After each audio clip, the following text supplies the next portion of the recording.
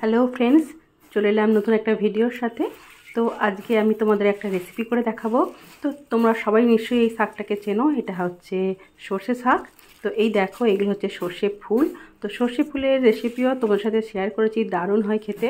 আর আজ শেয়ার করব তোমাদেরকে সর্ষে শাকের রেসিপিটা। তো গরম ভাতে প্রথম পাতে একদমই জমে যাবে এই রেসিপিটা। তো খুবই সুন্দর হয় আর খুব উপকারীও সর্ষে শাক।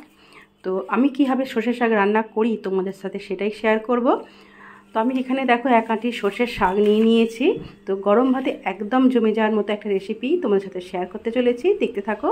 আর এইখানে দেখো আমি সর্ষের শাকটাকে ভালো করে ছোটো ছোটো করে কুচি কুচি করে কেটে পরিষ্কার করে ধুয়ে নিয়েছি।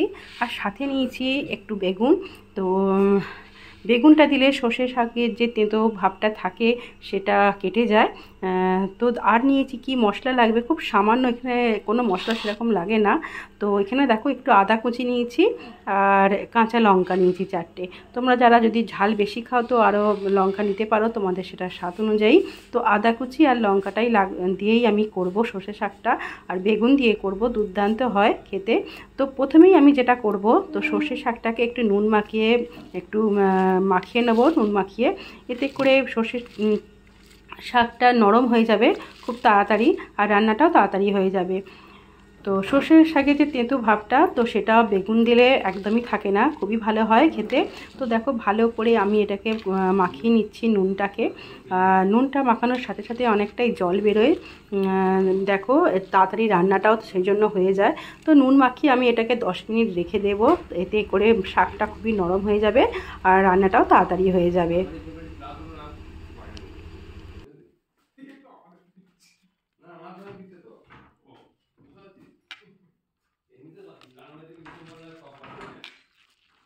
খুব ভালো করে দেখো আমি নুন মাখিয়ে নিয়েছি, আর এখান থেকে দেখো অনেকটাই জল বেরিয়েছে।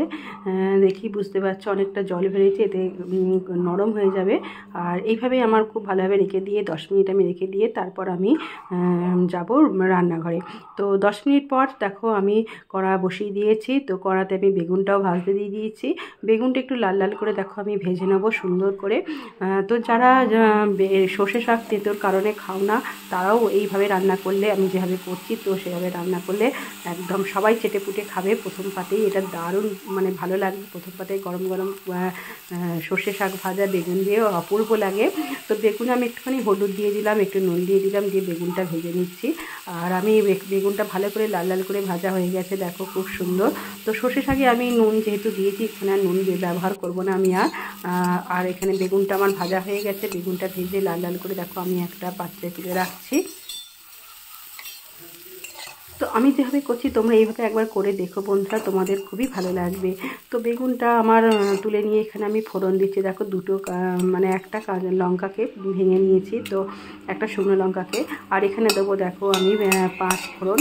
তো 5 ফোড়ন দিয়ে করছি আমি। তো তোমাদের কাছে যদি মেথি থাকে তো মেথি দিতে পারো। তো 5 ফোড়নও তো মেথি আছে, তো আমার কাছে এমনি মেথিটা শুধু মেথিটা ছিল না, তো সেই কারণে আমি 5 ফোড়ন দিয়ে করছি। তো এটাও খুব সুন্দর হয়, খুব সুন্দর গন্ধ বেরোয় শুকনো লঙ্কা আর 5 ফোড়নের গন্ধটা খুব সুন্দর লাগে। তো একটুখানি ভাজা হয়ে গেলে আমি এই আদা কুচিটা এবার দেখো দিয়ে দিলাম। তো আদা কুচিটা একটুখানি ভালো করে একটু ভেজে নেবো প্রথমেই। তো শুকনো লঙ্কার সাথে দেখো আমি আদা কুচিটা ভালো করে ভেজে নিয়েছি, লাল লাল করে। দেখো মোটামুটি আমার ভাজা হয়ে গেছে আদাটা। তো এই পর্যায়ে আমি দেখো এখানে খুব সুন্দর করে দেখো ভাজা হয়ে গেছে।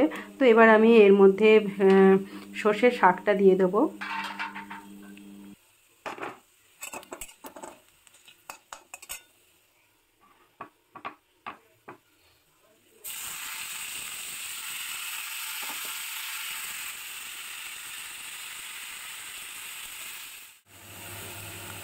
শাকে নুন মাখিয়ে রাখার ফলে যে জলটা বেরিয়েছিল, তো সেই জলটা আমি ফেলবো না, তো সেই জলটাও আমি দিয়ে দিলাম।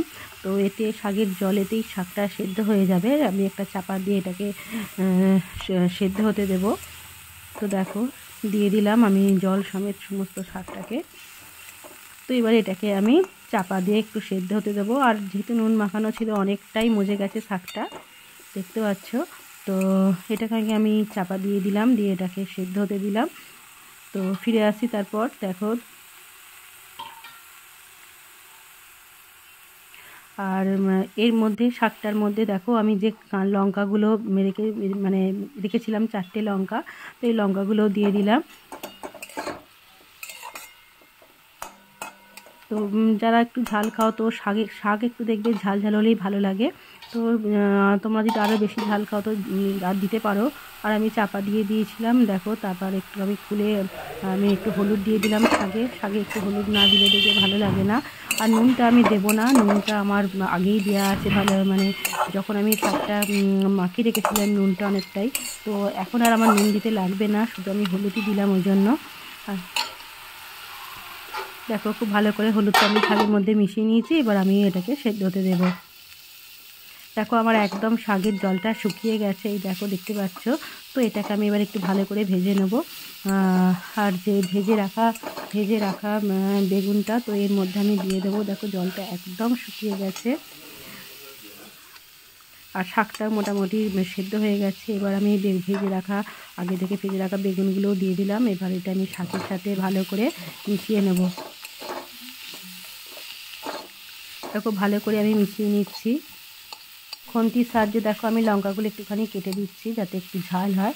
একটু ঝাল হলে তবেই বেশ শাকটা ভালো লাগে, ঝাল ঝাল হলেই শাকটা বেশ খেতে ভালো লাগে। এই জন্য আমি খুন্তি দিয়ে একটু লঙ্কাগুলো কেটে নিলাম।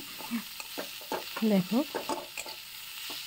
তো দুর্দান্ত হয়েছিল এই রেসিপিটা, বেগুন দিয়ে সর্ষে শাকের রেসিপিটাও দুর্দান্ত হয়েছিল।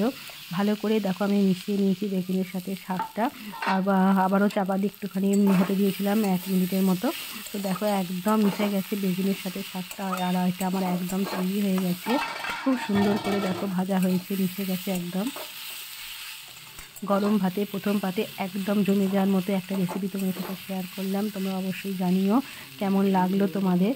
তো আমি এটা আমার একদম রেডি হয়ে গেছে। তো আমি এবার একটা পাত্রে সার্ভ করে তোমাদের দেখাচ্ছি কত সুন্দর দেখতে হয়েছে। যারা তেঁতুল কারণে সর্ষে শাক খেতে চাও না তারা অবশ্যই এইভাবে আমার মতো বেগুন দিয়ে একবার ট্রাই করো, দেখবে খুবই সুন্দর হয় খেতে। তারাও সবাই খেতে পারবে, এটা ছোট বড় সবাই খেতে পারবে, তেঁতুল একদমই লাগবে না। বেগুন দিলেও একদমই তেঁতো লাগে না। আর আমি এখানে দেখো একটা পাত্রে আমি এটা সার্ভ করে নিয়েছি আর তোমাদের সাথে শেয়ার করছি। দেখো কত সুন্দর দেখতে লাগছে, ভীষণই সুন্দর হয় খেতে, ভীষণই গরম ভাতের সাথে একদম জমে যাওয়ার মতো একটা রেসিপি এটা। তো খুব সুন্দর ঝাল ঝাল সর্ষে শাক, সর্ষে শাক গরম ভাতেতে সত্যি ভীষণ ভালো লাগে। তোমরা অবশ্যই একবার ট্রাই করো। আজ এই পর্যন্তই। পরবর্তী নতুন আর একটা ভিডিও নিয়ে আবারও হাজির হয়ে যাব তোমাদের কাছে যথাসময়ে। তো আজকের মতো বিদায় নেবো। তোমরা সবাই খুব ভালো থেকো, সুস্থ থেকো, টাটা।